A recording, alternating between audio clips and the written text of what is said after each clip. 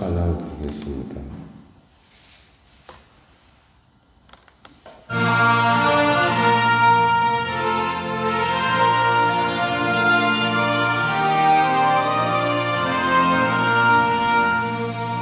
전성을 향해 가는 성도들아, 앞길의 장애를 두려워 말라. 성령이 너를 인도하시리니 왜 지체들하고 있느냐. 앞으로 전성을 향해 나가세. 전성문만 바라보 나가세.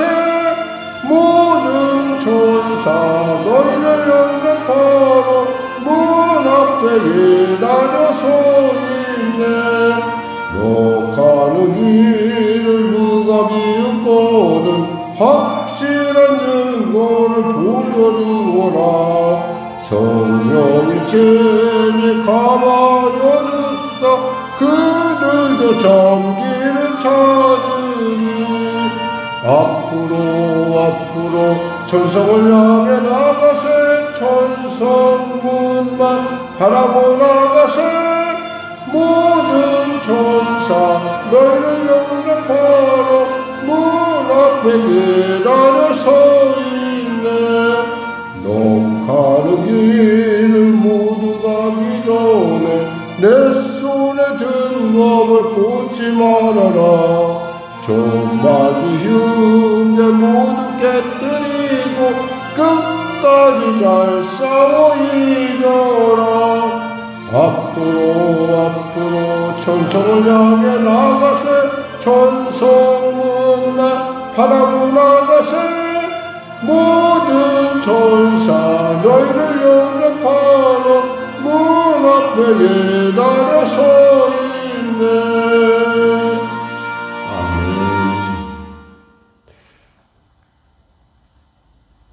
오늘도 은혜 받는 시간 되게 해서 우리 거룩한 주님의 성호 세 번 간절히 부르짖고 우리 기도하는 시간을 갖도록 하겠습니다.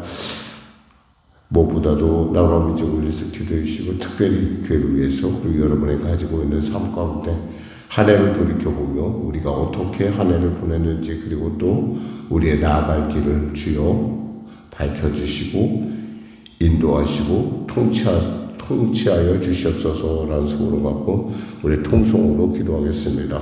주여 주여 주여. 하나님 아버지 감사합니다. 오늘도 하나님께서 귀하고 복된 이 시간 허락하여 주시고 은혜를 베풀어 주심을 감사합니다. 하나님이 사랑하셔서 이 아침에 부르셨사오니 귀한 말씀으로 새롭게 하여 주시고 성령으로 충만케 하소서. 한 해가 저물어가고 있습니다. 어제는 성탄의 기쁨이 우리에게 있었고 그 기쁨을 통하여 주님 오시는 일을 살펴보았습니다. 이제 우리는 또 오늘 하루의 삶을 통해서 아버지 하나님의 살아계심을 증거하고 나가야 되는데 사랑하는 성도의 삶 한 사람 한 사람 그들의 삶 가운데 주장하여 주시고 주님의 나라 이르는 그날까지 우리가 손에 든 말씀의 검을 가지고 성령의 놀라운 인도하심을 따라 또 믿음의 흉배를 가지고 아버지 구원의 투구를 쓰고 이 순례의 여정 가운데 결코 빈틈을 보이지 않는 아버지 깨어 하나님의 기뻐하심을 이루는 복된 자리에 될 수 있도록 축복하여 주시옵소서. 특별히 병든 자 있습니까? 치료하소서. 심적으로 누린 자 있습니까? 자유케 하시고 길을 잃은 자 길을 발견하는 복된 구원의 시간, 은혜의 시간 되게 하소서. 나라와 민족을 불쌍히 여기시고 복음통을 평화도 있게 하여 주시고 대통령을 비롯한 위정자들이 믿음이 회복되는 구원의 놀라운 증거를 갖는 귀한 삶으로 거듭날 수 있도록 도와주시옵소서. 하나님 도와주시옵소서.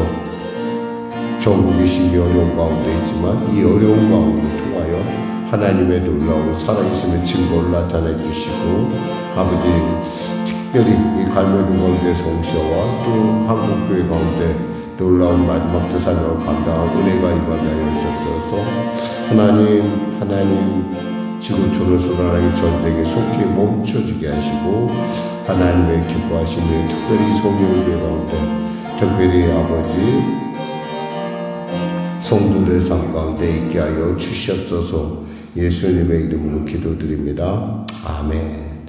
하나님은 살아계십니다. 오늘 여러분과 은혜 나누실 말씀은 사무엘하 5장 말씀 되겠습니다. 사무엘하 5장 말씀.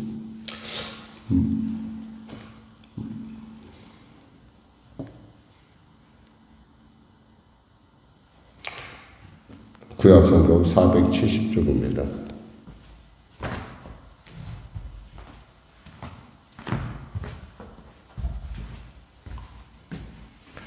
사무엘하 5장 말씀 같이 합독하겠습니다. 이스라엘 모든 지파가 헤브론에 이르러 다윗에게 나와 이르되 보소서 우리는 왕의 한 골육이니이다.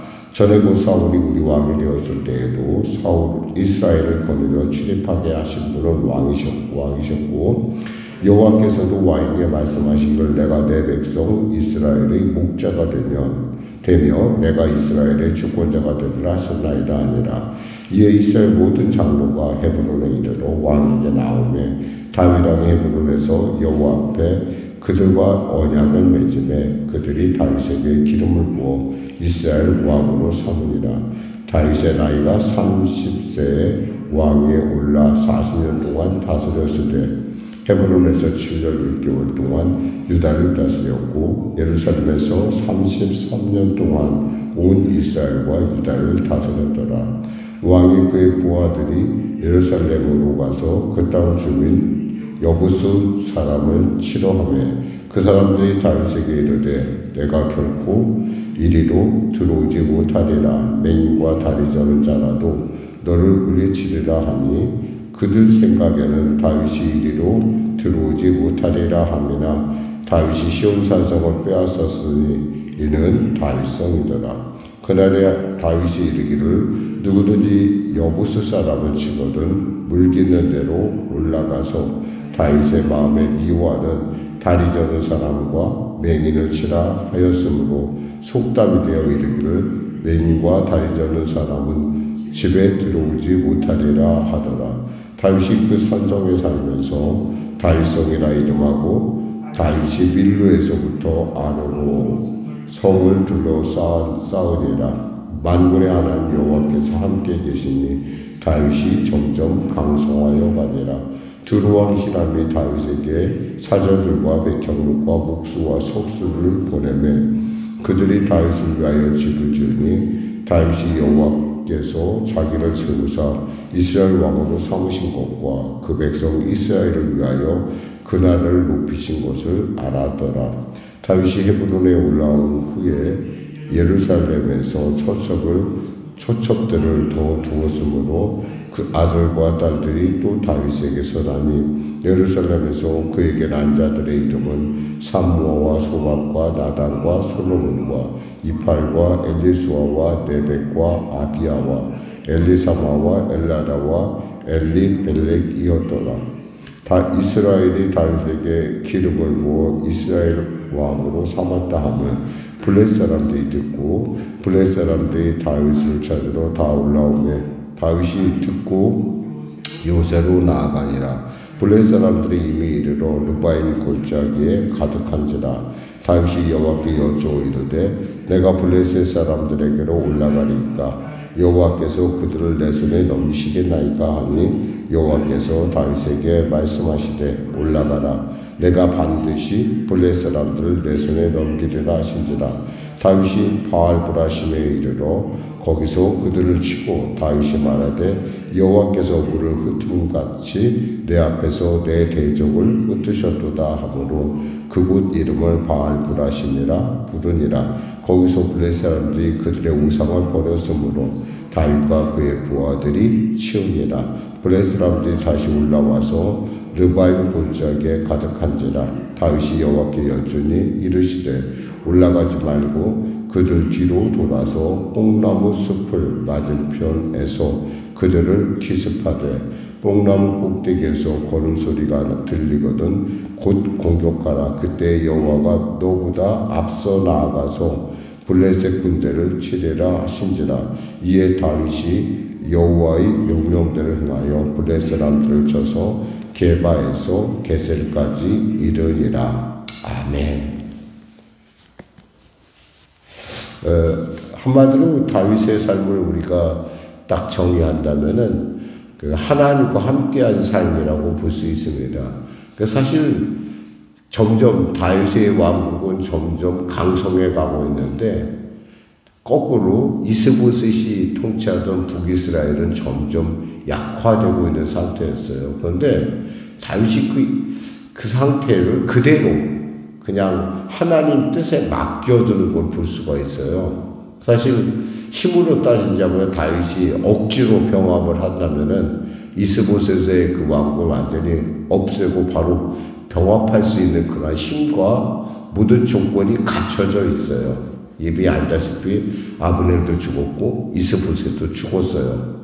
이제 정말 누구라고 할 수 있는지 그 북이스라엘 중에는 왕이라고 할 수 있는 사람이 없고 오직 남아 특히 하나님 앞 기름 부음 받은 자는 사울과 다윗이었는데 다윗밖에 안 남았잖아요. 그런데 이 상태를 그대로 두고 끌고 가는 거예요. 왜 끌고 가냐? 하나님의 때를 기다리는 거예요. 그러니까 우리가 때에 따라 우리가 볼 때 이제 이게 다 된 것 같다라고 생각한다 할지라도 하나님이 움직이지 아니하시면은 아니라는 얘기죠. 그래서 잠잠히 기다리는 가운데 결국 이스라엘의 통일의 왕, 그 통일 이스라엘의 왕으로 다윗이 이제 데뷔합니다.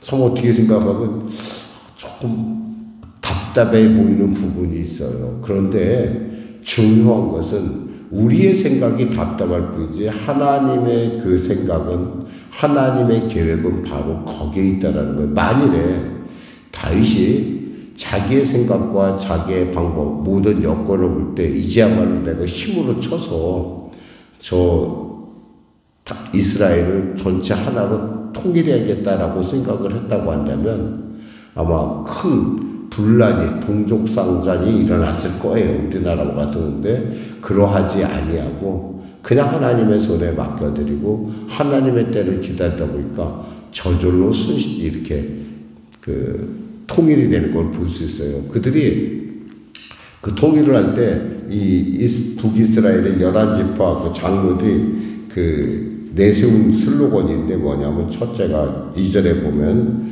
우리의 왕이 되었음에도 이스라엘을 거두어 출입하게 하신 분도 왕이셨고 여호와께서 말씀하시기를 내가 내 백성 이스라엘의 목자가 되며 내가 이스라엘의 주권자가 되리라 하셨나이다. 이렇게 해서요. 첫째 그들에게 얘기한 것은 5장 1절에 보면 우리는 왕의 한 골육이니이다 그랬어요. 골육. 뭐예요? 우리는 혈이 같은 한 핏줄이다. 그래서 당신이 왕이 될 자격이 있다. 두 번째 뭐냐면 사울왕 때에도 당신이 우리를 이끌어가지 않았느냐. 천부장으로서 군대를 지휘하지 않았느냐. 그리고 또 하나님께서 특히 중요한 것은 하나님께서 당신을 이 나라의 왕으로 세우셨다는 거예요. 이 사실을 그들이 알고서 나올 때까지 기다린다는 게 쉬운 것 같아도 결코 쉽지가 않아요. 그러니까 우리가 인생을 살아가면서 어떨 때 정말 내가 모든 조건을 갖췄는데 정말 내가 손만 내밀면 다 되죠. 되기는 될 거예요. 그런데 그 일로 인해서 많은 부작용들이 있다는 거죠. 늘 하나님께서 원망과 시비를 그만하라는 말을 나중에 붙이는 것이 있어요. 그러니까 우리가 성령을 따라 행하되 그것이 만일에 예수 믿는 가정이 먼저 할 텐데 그러함에도 불구하고 우리가 기억해야 될 것은 성령을 따라 행하되 원망과 시비라는 일은 있다고 한다면 우리가 피할 줄 알아야 된다는 거죠. 그러니까 참는다는 의미, 인내라는 의미를 우리가 한번 생각해 봅니다. 그렇습니다. 다윗은 한마디로 참으로 하나님의 뜻 가운데 하나님의 때 가운데 기다리고 기다린 끝에 드디어 이스라엘의 왕이 되었다는 거죠. 그러면서 그 한 일이 첫 번째 한 일이 뭐냐면 예루살렘을 정복하는 거였었어요. 당시 예루살렘은 여부스 족속이 통치하고 있었는데 그 여부스 족속이 통치하는 예루살렘은 우리로 말하면 고지가 600고지가 돼요. 600고지고 좀 비교적 한쪽 사면 거의 좀 약간 접근하기가 어려운 그런 절벽이 있고 한쪽은 접근하기 쉽다 하더라도 거기는 산이 높기 때문에 그러니까 난공불락의 요새라는 거죠. 그러다 보니까 여부스 족속들이 다윗이 공격한다고 할 때 뭐라고 하냐면 우리가 장님과 절름발이가 돼도 너 정도는 막을 수 있어 라고 얘기를 했어요. 근데 오늘 본문에 보면은 다윗이 너무나 쉽게 그 예루살렘 성을 점령하고 다윗성으로 바꾸는 걸 볼 수 있어요. 어떻게 해서 그게 가능했을까요? 하나님께서 그와 함께 했기 때문이라는 거죠. 하나님께서 함께 하기 때문에 그들은 과거에 그러니까 여부스 사람들은 우리 성이 난공불락이니까 절대 정복되지 않아. 장님이나 저름발이가 있어도 우리가 이길 거야 라고 얘기했어요. 근데 하나님과 함께하는 다윗에게는 뭐가 있어? 지혜가 있다라는 거야. 그러니까 물길을 타고 들어가서 그 물길을 나중에 이 물길이 나중에 여호수아 때 히스기야 때 물길을 막아놓게 됩니다.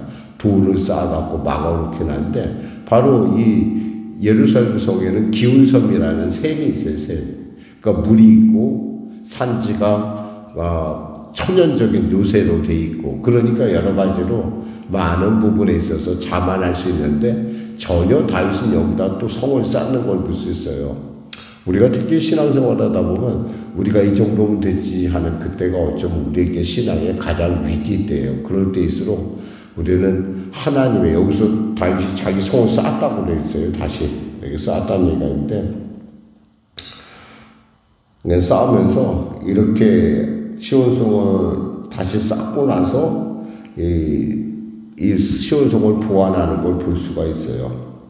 또한 여기서 보니까 다윗이 아들과 딸을 많이 낳았다는 얘기도 있어요. 13절에 보니까 다윗이 헤브론에서 올라온 후에 예루살렘에서 처첩들을 더 두었으므로 아들과 딸들이 또 다윗에게서 나니 이랬어요. 그러니까 다윗의 아들, 딸들 더 많이 낳았다는 거 당시에는 그 좋아 보이는데 나중에 다윗이 나이가 먹고 나서 이 아들과 딸들이 결국 뭐예요? 자꾸 다툼을 하고 왕권 다투면서 이런 일들이 하니까 나중에 별로 편하지가 않아요. 근데 하나님께서 뭐라고 말씀하셨어요? 신명기 말씀에 왕은 이방 왕처럼 아내를 많이 두지 말라고 그랬거든요.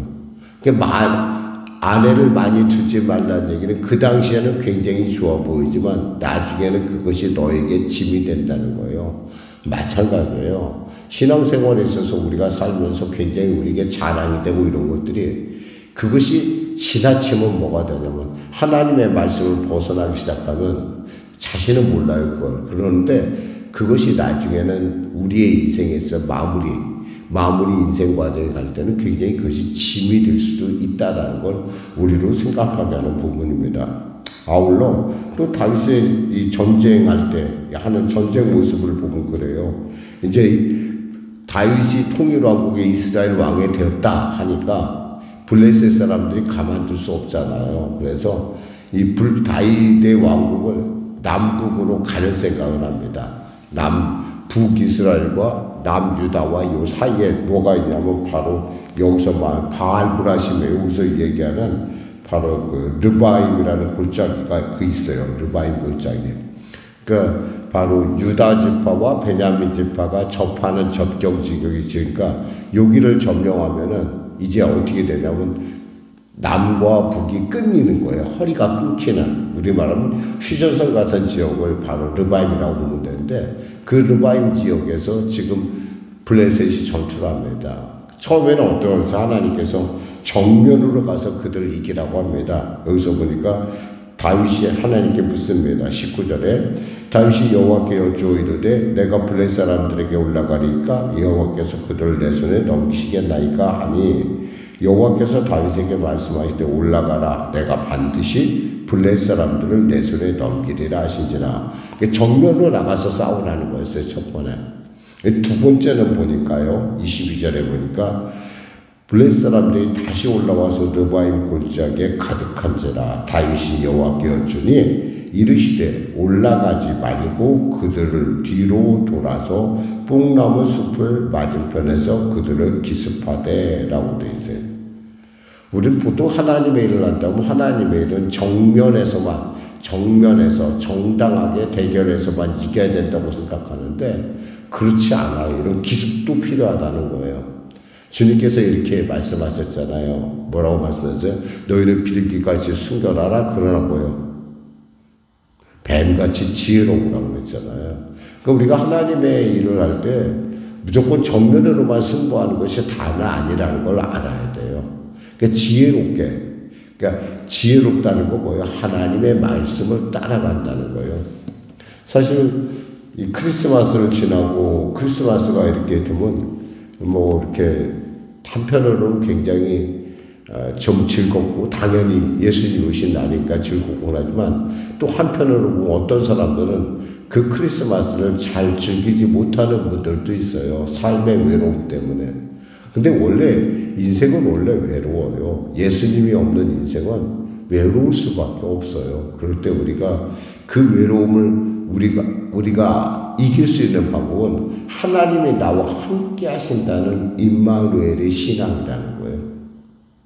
그 하나님이 나와 함께 할 때 내가 어느 곳에 어느 처지 어떠한 상황이 있더라도 하나님은 나와 함께 하실 뿐만 아니라 내가 힘들고 외롭고 어려울 때 주님은 내게 가장 가까이 계시다는 거예요. 다윗의 인생을 한마디로 축약하면 하나님과 함께하는 인생이었어요. 물론 그가 모든 범사에 하나님과 함께했던 것은 아니에요.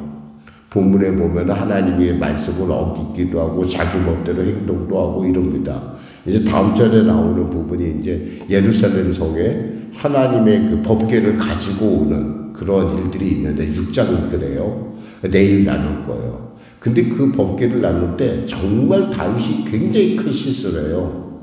법궤라는 건 있잖아요. 하나님의 임재를 나타내는 건데 하나님의 임재를 나타내는 법궤는 하나님이 원하는 곳에 갖다 놔야 돼요. 내가 원하는 곳이 아니라.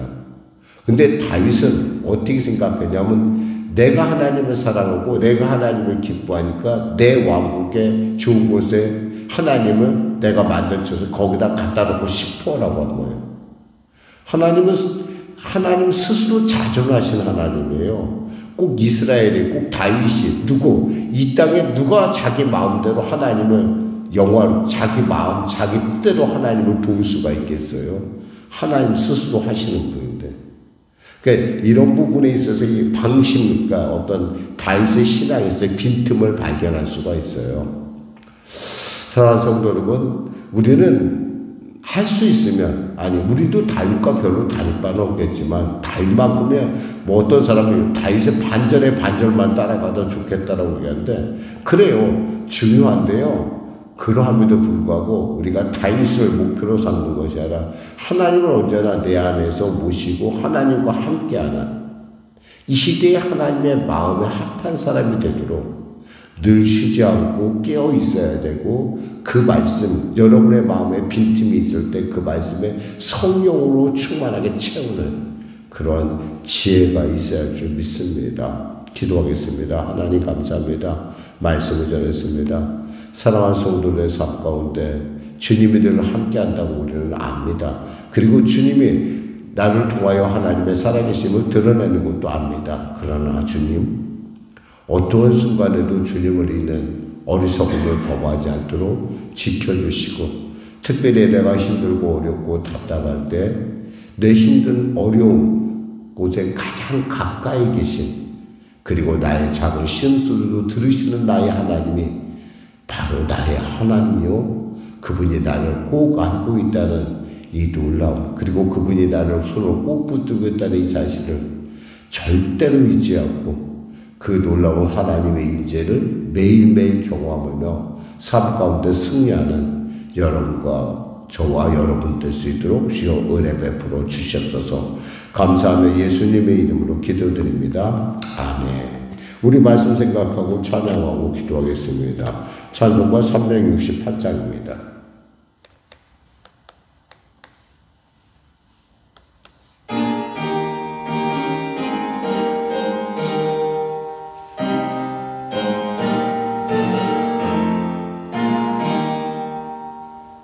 주의 예수여 은혜를 내려주사 고충 많게 하옵소서.